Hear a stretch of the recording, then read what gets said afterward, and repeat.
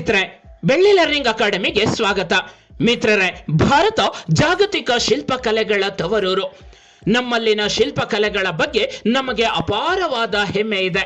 ಇಂದಿನ ಆಧುನಿಕ ತಂತ್ರಜ್ಞಾನ ವಿಜ್ಞಾನಗಳಿಗೂ ಸವಾಲೊಡ್ಡುವ ವಾಸ್ತುಶಿಲ್ಪ ಶೈಲಿಯನ್ನ, ಸೂಕ್ಷ್ಮ ಕೆತ್ತನೆಗಳನ್ನ ನಮ್ಮ ದೇವಾಲಯಗಳು ಹೊಂದಿವೆ. 10 ಶತಮಾನಗಳ ಹಿಂದೆ ನಿರ್ಮಾಣಗೊಂಡ ದೇವಾಲಯಗಳು ಇಂದಿಗೂ ನಮ್ಮನ್ನು ಮೂಕ ವಿಸ್ಮಿತರನ್ನಾಗಿಸುತ್ತವೆ.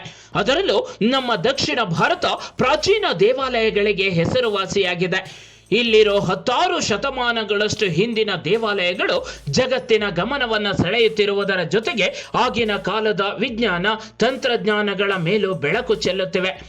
ಹಾಗಾದರೆ ಉತ್ತರ ಭಾರತದಲ್ಲಿ ಇಂತಹ ದೇವಾಲಯಗಳ ನಿರ್ಮಾಣವೇ ಆಗಿಲ್ವಾ? ಖಂಡಿತ ಆಗಿವೆ.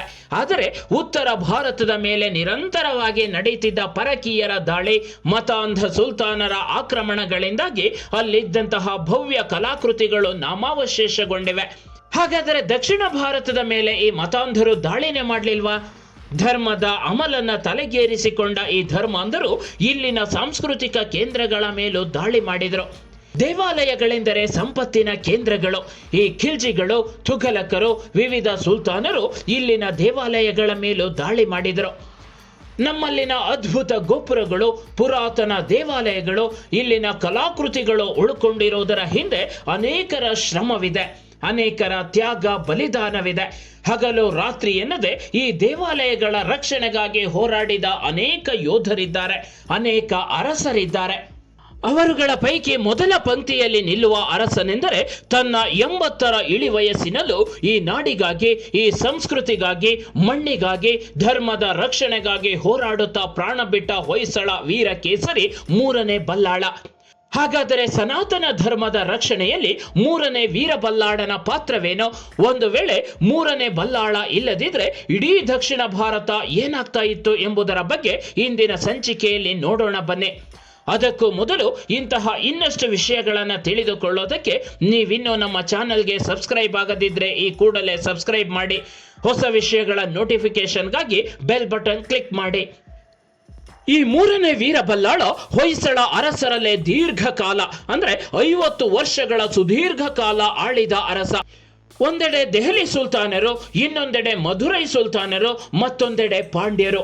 ಈ ದುಷ್ಟ ಕೂಟದಿಂದ ತನ್ನ ಸಾಮ್ರಾಜ್ಯವನ್ನ ಕಾಪಾಡಬೇಕಿತ್ತು. 1287ರಲ್ಲಿ ಅಧಿಕಾರಕ್ಕೆ ಬಂದ 3ನೇ ವೀರ ಬಲ್ಲಾಳ ಮೊದಲು ತನ್ನ ಸೈನ್ಯ ಸುಧಾರಣೆಯ ಕಡೆಗೆ ಗಮನ ಹರಿಸಿದ. ಪಾಂಡ್ಯರನ್ನೆದುರಿಸಲು ಬಲಾಢ್ಯ ನೌಕಾಪಡೆಯನ್ನ ಸಿದ್ಧಪಡಿಸಿಕೊಂಡ. ಇನ್ನೊಂದೆಡೆ ತನ್ನ ಚಿಕ್ಕಪ್ಪನನ್ನೇ ಕೊಲೆಗೈದು ದೆಹಲಿಯ ಸಿಂಹಾಸನವನ್ನೇರಿದ್ದ ಅಲ್ಲಾವುದ್ದೀನ್ ಖಿಲ್ಜಿ ತನ್ನ ಸಲಿಂಗಿ ಪ್ರೇಮಿ ಮಲ್ಲಿಕ್ ಕಫೂರ್ನನ್ನ ದಕ್ಷಿಣದ ದಂಡಯಾತ್ರೆಗೆ ನೇಮಿಸಿದ. ಮಲ್ಲಿಕ್ ಕಫೂರ್ನ ರಕ್ಕಸ ಸೇನೆ ದೇವಗಿರಿಯ ಮೇಲೆ ದಾಳಿ ಮಾಡಿ ಅಪಾರ ಪ್ರಮಾಣದ ಸಂಪತ್ತನ್ನ ಲೂಟಿ ಮಾಡಿತು. ವಾರಂಗಲ್ನ ಮೇಲೆ ದಾಳಿ ಮಾಡಿ ಪ್ರತಾಪರುದ್ರನಿಂದ ಅಪಾರ ಕಪ್ಪ ಕಾಣಿಕೆಯನ್ನ ಪಡೆದ. ಇನ್ನೀ ಕ್ರೂರಿಯ ಮುಂದಿನ ಗುರಿ ದ್ವಾರ ಸಮುದ್ರವಾಗಿತ್ತು. ಮತ್ತದೇ ಮಲ್ಲಿಕ್ ಕಫೂರ್ 1311ರ ಫೆಬ್ರವರಿಯಲ್ಲಿ ಮತ್ತೆ ದೇವಗಿರಿಯ ಯಾದವರ ಮೇಲೆ ದಾಳಿ ಮಾಡಿದ. ಹಿಂದೊಮ್ಮೆ ಖಿಲ್ಜಿಯಿಂದ ಹೊಡೆತ ತಿಂದಿದ್ದ ಯಾದವರು ಮಲ್ಲಿಕ್ ಕಫೂರ್ನನ್ನ ಎದುರಿಸುವ ಗೋಜಿಗೆ ಹೋಗಲಿಲ್ಲ. ಅವನಿಗೆ ಅಪಾರ ಧನ ಕನಕಗಳನ್ನ ನೀಡಿ ಈ ಸಲಿಂಗಿಯನ್ನ ದ್ವಾರ ಸಮುದ್ರದ ಮೇಲೆ ಚೂಬಿಟ್ಟರು. ಆದರೆ ಈ ಸಂದರ್ಭದಲ್ಲಿ ವೀರಬಲ್ಲಾಳ ದ್ವಾರ ಸಮುದ್ರದಲ್ಲಿರಲಿಲ್ಲ. ಬದಲಾಗಿ ಆತ ಸೈನ್ಯ ಸಮೇತನಾಗಿ ತಮಿಳುನಾಡಿನ ಪಾಂಡ್ಯ ಸಹೋದರರ ಒಳಜಗಳದಲ್ಲಿ ಬ್ಯುಸಿಯಾಗಿದ್ದ. ಸುಂದರ ಪಾಂಡ್ಯ ಮತ್ತು ವೀರ ಪಾಂಡ್ಯರ ಕಾದಾಟದಲ್ಲಿ ಬಲ್ಲಾಳ ಸುಂದರ ಪಾಂಡ್ಯನ ಬೆಂಬಲಕ್ಕೆ ತಮಿಳುನಾಡಿಗೆ ಧಾವಿಸಿದ್ದ. ವಿಷಯ ಗೊತ್ತಿದ್ದ ಯಾದವರು ಆ ವಿಕೃತ ಮಲ್ಲಿಕ್ ಕಫೂರ್ನನ್ನ ದ್ವಾರ ಸಮುದ್ರದ ಕಡೆಗೆ ಬೆರಳು ಮಾಡಿ ತೋರಿಸಿದರು. ವಿಷಯ ತಿಳಿದ ಬಲ್ಲಾಳ ಕೂಡಲೇ ದ್ವಾರ ಸಮುದ್ರದ ಕಡೆಗೆ ಧಾವಿಸಿದ. ಆದರೆ ಅದಾಗಲೇ ಕಾಲ ಮೀರಿ ಹೋಗಿತ್ತು. ಶತ್ರುಗಳ ಸೇನೆ ರಾಜಧಾನಿಯ ಬಾಗಿಲು ಪ್ರವೇಶಿಸಿತ್ತು. ಬಲ್ಲಾಳ ಒಬ್ಬ ಸ್ಪಷ್ಟ ದೃಷ್ಟಿಯ ರಾಜನಾಗಿದ್ದ. ಯುದ್ಧ ತನಗೆ ಮತ್ತು ತನ್ನ ಜನರಿಗೆ ನಾಶವನ್ನುಂಟು ಮಾಡುತ್ತದೆ ಎಂಬುದನ್ನು ಅರಿತ ವೀರ ಬಲ್ಲಾಳ ತನ್ನ ಜನರ ಸಂತೋಷವನ್ನ ಗಮನದಲ್ಲಿಟ್ಟುಕೊಂಡು ಯುದ್ಧ ನಿರಾಕರಿಸಿದ. ಮಲ್ಲಿಕ್ ಕಫೂರ್ ಬಲ್ಲಾಳನಿಗೆ ನಿಮ್ಮ ಧರ್ಮವನ್ನ ತ್ಯಜಿಸಿ ಇಸ್ಲಾಂ ಧರ್ಮವನ್ನ ಸ್ವೀಕರಿಸಿ, ಜಜಿಯಾ ಪಾವತಿಸಿ ಅಥವಾ ಸಾವನ್ನ ಎದುರಿಸಿ ಎಂಬ ಆಯ್ಕೆಗಳನ್ನ ನೀಡಿದ. ವೀರ ಬಲ್ಲಾಳ ಧರ್ಮ ಬಿಡುವುದು ಪ್ರಾಣ ಬಿಡುವುದು ಒಂದೇ ಎಂದು ಬಗೆದ. ಬಲ್ಲಾಳ ತನ್ನೆಲ್ಲ ಸಂಪತ್ತನ್ನ ಬಿಟ್ಟುಕೊಡಲು ಸಿದ್ಧನಾದನೇ ಹೊರತು ಧರ್ಮವನ್ನಲ್ಲ.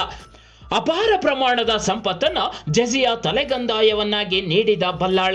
ಆದರೆ ಈ ದುರುಳರು ದ್ವಾರ ಸಮುದ್ರದ ಕಲಾ ಸೌಂದರ್ಯವನ್ನ ಹಾಳು ಮಾಡುವುದನ್ನ ಮರೆಯಲಿಲ್ಲ. ಅದಾದ ಕೆಲವೇ ವರ್ಷಗಳಲ್ಲಿ ದ್ವಾರ ಸಮುದ್ರದ ವೈಭವ ಮತ್ತೆ ತಲೆ ಎತ್ತಿ ನಿಂತಿತು.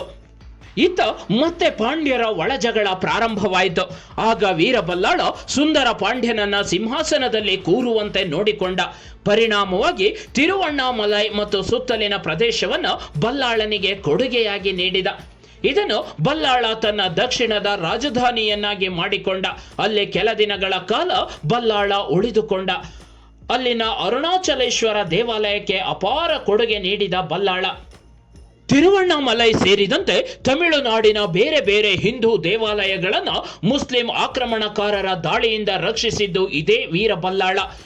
ಮುಸ್ಲಿಂ ಆಕ್ರಮಣಗಳನ್ನು ವಿರೋಧಿಸುತ್ತಿದ್ದ ಮೂರನೇ ವೀರಬಲ್ಲಾಳ ಹಿಂದೂ ರಾಜ್ಯಗಳ ನಡುವೆ ಮೈತ್ರಿ ರೂಪಿಸುವಲ್ಲಿ ಭಾಗಶಃ ಯಶಸ್ವಿಯಾದ. ಪಾಂಡ್ಯ ರಾಜ್ಯದ ಮೇಲೆ ದಾಳಿ ಮಾಡುತ್ತಿದ್ದ ಮಧುರೈ ಸುಲ್ತಾನನನ್ನ ಸೋಲಿಸಿ ಓಡಿಸಿದ. ಖಿಲ್ಜಿಗಳ ನಂತರ ಅಧಿಕಾರಕ್ಕೆ ಬಂದ ತುಘಲಕರ ಅವಧಿಯಲ್ಲಿಯೂ ಮತ್ತೆ ದಕ್ಷಿಣದ ಮೇಲೆ ದಂಡಯಾತ್ರೆ ಪ್ರಾರಂಭವಾಯಿತು. 1327ರಲ್ಲಿ ಉಲುಗ್ ಖಾನ್ ತನ್ನ ಸೇನೆಯನ್ನ ಕಳುಹಿಸಿ ದ್ವಾರ ಸಮುದ್ರದ ಮೇಲೆ ಮತ್ತೆ ದಾಳಿ ಮಾಡಿಸಿದ. ಪರಿಣಾಮ ಶ್ರೀಮಂತ ದ್ವಾರ ಸಮುದ್ರ ಇಂದಿನ ಹಳೇಬೀಡಾಗಿ ಉಳಿದುಕೊಂಡಿದೆ. ದೆಹಲಿ ಸುಲ್ತಾನರ ಸೇನೆ ಹಲವು ಬಾರಿ ಕರ್ನಾಟಕವನ್ನ ಆಕ್ರಮಿಸಲು ಪ್ರಯತ್ನಿಸಿದಾಗ ಮೂರನೇ ವೀರಬಲ್ಲಾಳ ತೀವ್ರ ಪ್ರತಿರೋಧವನ್ನ ನೀಡಿದ. ಹಳೇಬೀಡು, ಬೇಲೂರು, ಸೋಮನಾಥಪುರ ಮೊದಲಾದ ದೇವಾಲಯಗಳನ್ನ ಮತ್ತು ತೀರ್ಥಕ್ಷೇತ್ರಗಳನ್ನು ಈ ವಿಗ್ರಹ ಭಂಜಕರಿಂದ ರಕ್ಷಿಸಲು ಮೂರನೇ ಬಲ್ಲಾಳ ಮಾಡಿದ ಪ್ರಯತ್ನವನ್ನ ನಾವುಗಳು ಮರೆಯೋ ಹಾಗಿಲ್ಲ.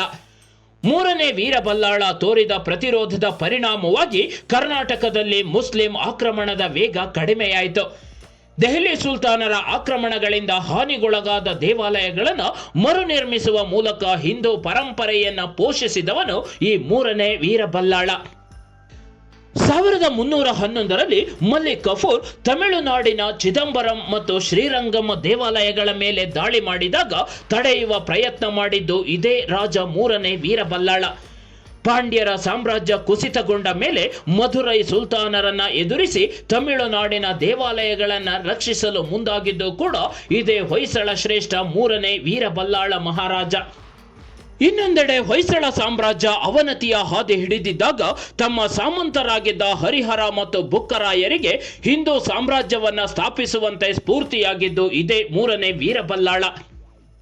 ವಿಜಯನಗರ ಸಾಮ್ರಾಜ್ಯ ಸ್ಥಾಪಕರಾದ ಹರಿಹರ ಮತ್ತು ಬುಕ್ಕರಿಗೆ ಮೂರನೇ ವೀರಬಲ್ಲಾಳ ಸಹಾಯ ಮಾಡಿ ಹಿಂದೂ ಧರ್ಮ ರಕ್ಷಣೆಯ ದೀಕ್ಷೆ ನೀಡಿದ.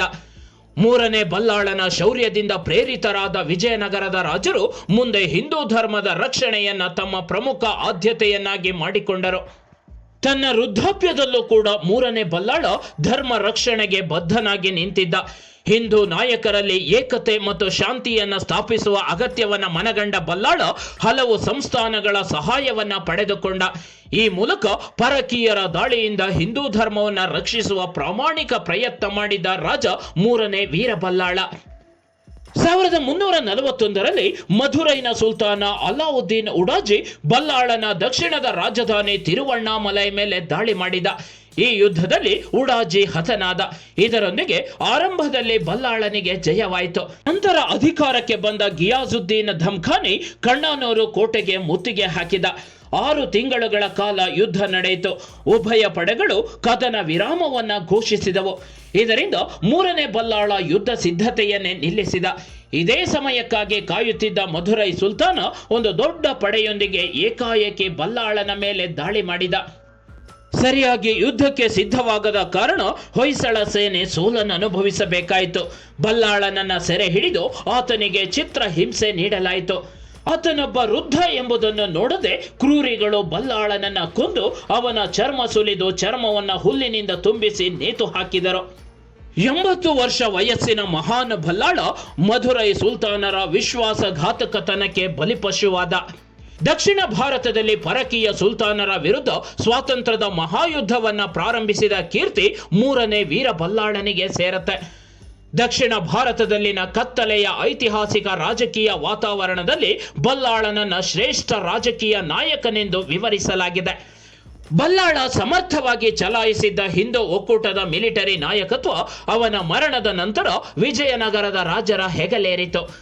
ಮುಂದೆ ಸುಮಾರು 2 ಶತಮಾನಗಳಿಗೂ ಹೆಚ್ಚು ಕಾಲ ದಕ್ಷಿಣ ಭಾರತದಲ್ಲಿ ಹಿಂದೂ ಧರ್ಮ ಉಚ್ಛಾಯ ಸ್ಥಿತಿಯಲ್ಲಿತ್ತು. ಸ್ವಧರ್ಮ ರಕ್ಷಣೆಗಾಗಿ ಹುತಾತ್ಮರಾದ ಇತಿಹಾಸದಲ್ಲೇ ಎಲೆಮರೆ ಕಾಯಿಯಂತಿರುವ 3ನೇ ವೀರಬಲ್ಲಾಳ ರಾಜನಿಗೊಂದು ಸಲಾಂ ಹೇಳುತ್ತಾ, ಇದು ಮಿತ್ರರೇ, ತನ್ನ ವೃದ್ಧಾಪ್ಯದಲ್ಲೂ ಪ್ರಾಣ ಬೇಕಾದರೂ ಬಿಟ್ಟೇನು ಸ್ವಧರ್ಮವನ್ನ ಬಿಡೆನು ಎಂದು ಸ್ವಧರ್ಮ ರಕ್ಷಣೆಗಾಗಿ ತನ್ನ ಉಸಿರಿರುವವರೆಗೂ ಹೋರಾಡಿದ ಹೊಯ್ಸಳ ವೀರಕೇಸರಿ 3ನೇ ವೀರಬಲ್ಲಾಳ ಮಹಾರಾಜನ ಬಗ್ಗೆ ಒಂದಷ್ಟು ಸಂಕ್ಷಿಪ್ತ ಮಾಹಿತಿ.